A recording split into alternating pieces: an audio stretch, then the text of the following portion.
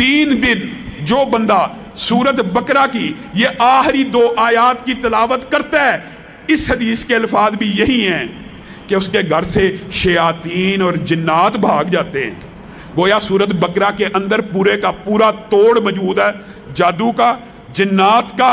इंसान को वहम है ना, वसवसा है, बदिश है, रिज़्क़ की कमी है। सूरत बकरा की तिलावत घर में लगाए, नहीं लगा सकता, ये आखिरी 2 आयतें याद करे, क्योंकि नबी करीम ने इनकी इजाफी फजीलतें भी बताई हैं कि इसके अंदर जो मांगा जाता है नबी करीम ने कहा वो अल्लाह अता कर देते हैं। आगे चलिए, कुरान पाक में सूरत कहफ है। आपने और मैंने अपना ये मामूल बनाना है कि जब भी जुम्मा आए इसकी तिलावत करनी है।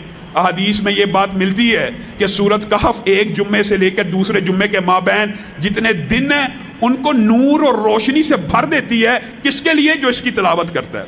और फिर पहली 10 आयात जो याद कर लेता है वो दज्जाल के फितने से महफूज रहेगा। इतना बड़ा ये फितना है जिससे हर नबी ने पनाह मांगी है। आप ये देखिए, एक छोटा सा वायरस, एक छोटा सा कोरोना कितना बड़ा फितना बन गया है। WHO के पूरी दुनिया गुलाम बन गई है। दज्जाल इतना बड़ा फितना होगा, वो तो शोबदाबादी करते हुए कहेगा अगर मैं ये तुम्हारे अबाओ अजदाद कब्रों से निकाल दूं, जिंदा कर दूं, मान लोगे मुझे रब? लोग कहेंगे फिर तो तू वाकई रब होगा। और वो शोबदाबादी से अपने हरकारों और शयातीन की मदद से अपने शयातीन को उनके वालिदैन की शक्ल देके कब्रों से जिंदा खड़ा कर देगा। इतना बड़ा फितना होगा। और वही शख्स इसके फितने से बचेगा जो सूरत कहफ की पहली 10 आयात पढ़ हिफज कर लेगा ना। दज्जाल आ भी जाए उसको साफ पता लग जाएगा कि ये दज्जाल है, ये रब नहीं हो सकता।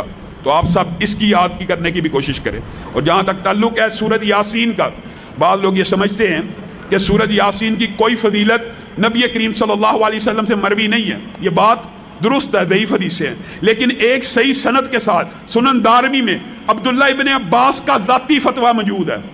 और जब कोई साहबी किसी सवाब के बारे में ज़ाती फतवा देना, वो हुक्मन मरफू होता है।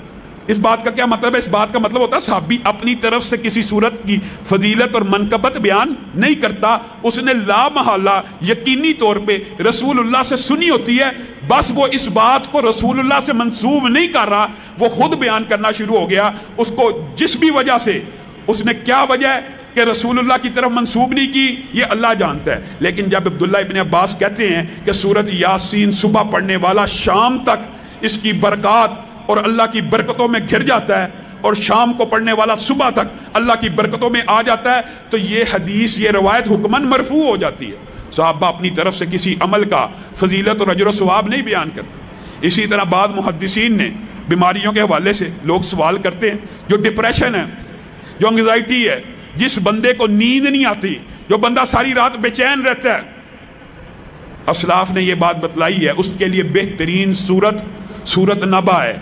अम्मा यतसाअलून, ये सूरत पढ़े, इस सूरत को पढ़ना शुरू करे, अगर नींद नहीं आ रही नींद आना शुरू हो जाएगी। अल्लाह रब्बुल इज़्ज़त ने इसके अंदर ये तासीर रखी है। सूरतों के और बहुत फजाइल हैं, मैं मुख्तसर करके आपके सामने रख रहा हूँ। और सूरत रहमान के हवाले से यह तजर्बा, जितने मूदी अमराद हैं उसके ऊपर सूरत रहमान का दम किया जाए, या बंदा तिलावत करना शुरू करे या सुनना शुरू कर दे, अल्लाह ताला उसको शिफा देता है।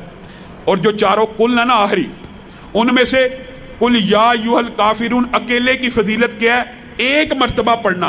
जिस तरह कुल हुवल्लाह 3 दफ़ा पढ़ने से पूरे कुरान का सवाब है, कुल या अय्युहल काफिरून 4 मरतबा पढ़ने से इंसान को पूरे कुरान का सवाब मिल जाता। कुल हुवल्लाह पढ़िए 3 दफ़ा, बल्कि 10 मरतबा पढ़िए, जन्नत में महल भी बनेगा, 3 से ऊपर कुरान पढ़ने का सवाब भी मिलेगा। कुल या अय्युहल काफिरून 4 मरतबा पढ़िए। ये रमज़ान की रातें, इनको ज़ाया मत कीजिए, या आखिरी अशरा है, ये फ़ज़ाइल हैं, ये सवाब कमाने का सीज़न है। बेशक कुरान किताब हिदायत है, रोशन हिदायत के लिए, दस्तूर के लिए, आइन के लिए, निज़ाम के लिए, निफाज के लिए, लेकिन इससे सवाब भी हासिल किया जा सकता है। 4 मरतबा कुल या अय्युहल काफिरून पढ़िए, 3 मरतबा कुल हुवल्लाहु अहद पढ़िए।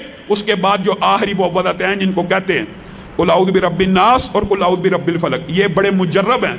फिर वही बात, जो बंदा जादू में है, जिन्नात में है, किसी भी किस्म के इन वसवसों, वाहम और शैतानी किसी भी किस्म के वसवसे के अंदर फंस जाता है, या उसके बाद लोगों ने यह भी बात इस बारे में तजर्बा बतलाया है कि जिन लोगों को शैतानी ख्यालात ज़्यादा आते हों, यानी جو راہ ہدایت سے خود محسوس کرتے ہوں کہ ہم اللہ سے توبہ کرتے ہیں پھر ہمارے اندر گناہ کی خواہش پیدا ہو جاتی ہے، وہ کیا کیا کریں؟ وہ یہ دونوں قل کثرت سے پڑھا کریں، اللہ تعالیٰ ان کی عبادت میں ایسی لذت پیدا کرے گا کہ وہ گناہوں سے دور ہو جائیں گے۔ تو ہمیں یہ قل پڑھنے چاہیے۔ خود رسول اللہ صلی اللہ علیہ وسلم کے لیے یہ اترے، اور رسول اللہ صلی اللہ علیہ وسلم نے اپنا علاج ان دونوں قلوں کو پڑھ کے کیا تھا۔ اللہ رب العزت جو کہا گیا، جو سنا گیا، اس کو سمجھنے